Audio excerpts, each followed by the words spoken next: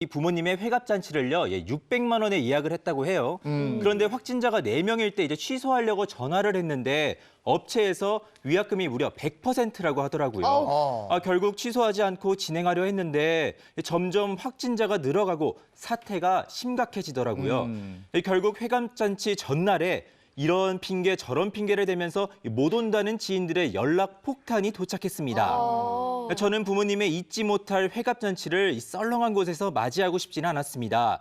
남편과의 결정 끝에 결국 위약금 100% 600만 원을 내고 취소를 하고 말았는데요. 이 부모님도 마음이 편치 않은 모습입니다. 저 또한 돈이 너무 아깝고요.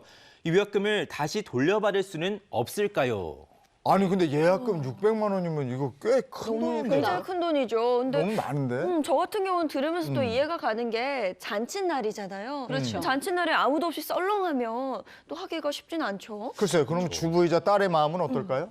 속상하죠. 근데 어. 100% 600만 원 예. 다 날리는 거 너무 아깝잖아요. 네. 근데 제 생각에는 그러니까 회갑잔치 뭐 칠순 고이영 같은 경우는 그날 안 해도 좀 올해 언젠가는 하면 되지 않을까 싶어서 좀 연기를 하는 방안으로 모색하고 그 위약금을 좀 20-30% 정도 깎아주고 그럼 행사장 이미지도 좋아지고 또 사람들 더 많이 몰릴 거 아니에요. 연기를 좀 한다. 연기하면 괜찮을 것 글쎄, 같아요. 그럼 괜찮은 그 것 방법이 같은데. 있는데 또 네. 그걸 생각을 못했네요. 아니 저는 아까도 말씀드렸지만 예약금 600만 원 자체가 너무 많은데요. 그렇죠. 너무 커. 그럼 어떻게 보세요? 네. 맞아요. 굉장히 위약금 액수도 크고 이거는 사전에 좀 점검을 했어야 됐을 것 같습니다. 지금 이제 이럴 때는 어떻게 해야 되냐면요. 소비자 분쟁 해결 기준에 따르면 그 7일을 기준으로 합니다. 그 7일 전 이전에 취소하게 될 경우에는 일단은 위약금만 내면 되는 거고요. 그리고 만약에 7일 전 이후에 취소하게 됐을 때는 네. 위약금에다가 총 이용 대금의 10%까지 같이 내야 돼요. 네. 그리고 또 아예 애초에 1개월 전에 취소한다. 이럴 경우에는 그냥 전액 다 환불받을 수 있습니다.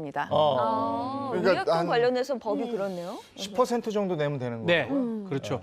이게 기준이 좀 날짜가 중요합니다. 네. 네. 행사 당일로부터 7일 안에 이렇게 네. 취소를 하게 된다면, 네. 7일 전부터 취소한다면 계약금하고 10%를 이제 위약금을 내야 됩니다. 네. 지금 이 사건 같은 경우는 600 정도거든요. 네. 600만 원이면 네. 계약금이 60만 원이고 네. 또 10%니까 한 60만 원, 한 120만 원 정도를 내야 되고 나머지 한 480만 원 돌려받을 수가 있습니다. 이 소비자 분쟁 해결 기준이 그렇게 되어 있기 때문에 네. 이 얘기를 하면서 업체하고 얘기를 하면 좋을 것 같고요. 협의를 볼 수 있는 것 같은데 네. 다만 처음부터 이게 전액을 지급하기보다는 계약금 한 10%만 선납하고 나머지는 잔금으로 아니면 그렇죠. 행사 당일을 내는 걸로 하는 게 조금 낫고 그러면 계약금 포기하고 위약금 일부만 지급하면 계약이 취소되는 거거든요. 네. 근데 전액을 다 납입했기 때문에 지금 이런 좀 불상사가 일어날 수 있는 것입니다. 여기는 예약하기 힘든 음식점이었나? 이렇게 그럴 돈을 수도 많이 있고 냈네. 음식을 다 준비를 해야 되니까. 네, 네. 근데 불의의 사고가 일어날 수도 있고 아플 수도 있고 네. 그렇죠. 또 코로나19 같은 이런 사태가 또 벌어질 수 있는 거잖아요. 그렇죠? 그렇기 때문에 계약 전에 약관 같은 걸 미리미리 좀 확인을 잘 해야겠어요. 네, 맞습니다. 이런 연회시설에서는 약관처럼 이미 그 계약서가 작성돼 있어요. 그래서 내가 여기서 돌잔치나 회갑잔치를 하겠다라고 하면 계약서를 딱 제시를 하는데요.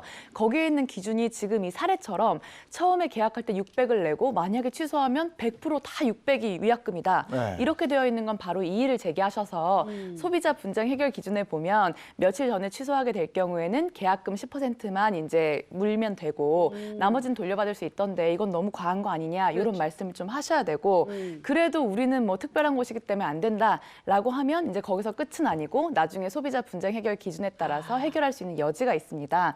근데 가장 중요한 게 뭐냐면 이 소비자 분쟁 해결 기준에 따르더라도 계약금이 위약금이 될 수가 있어요. 근데 보통은 계약금이 총 금액의 한 10% 정도인데 만약에 600만 원 중에 300만 원이 계약금이다.